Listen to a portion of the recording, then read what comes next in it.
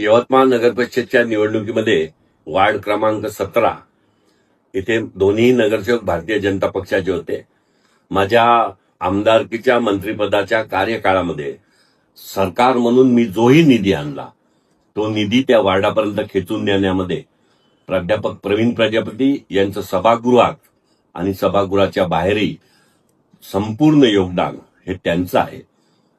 खरं म्हणजे दोन्ही नगरसेवक हे भारतीय जनता पक्षाचे होते, परंतु आईचे कागदपत्र नाही आहे म्हणून स्वतःच उभं राहणं हा आग्रह हा काही पक्षांनी ग्राह्य धरला नाही.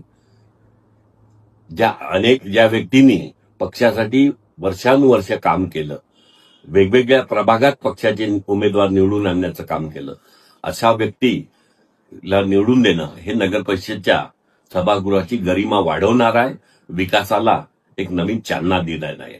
त्यामुळे जे उमेदवार प्राधान्याने भारत ब्राह्मणकर हे मदन भाऊनी उभं केलं, पक्षाने उभं केलं, मीच विकास कामं आणले हे जे सांगत असेल तर तेवढी त्यांची कामं आणण्याची हातोटी नाही आहे, तेवढा अभ्यास नाही आहे, किंवा कोणत्या हेडमधून आणलं हे जरी सांगितलं तरी खूप झालं.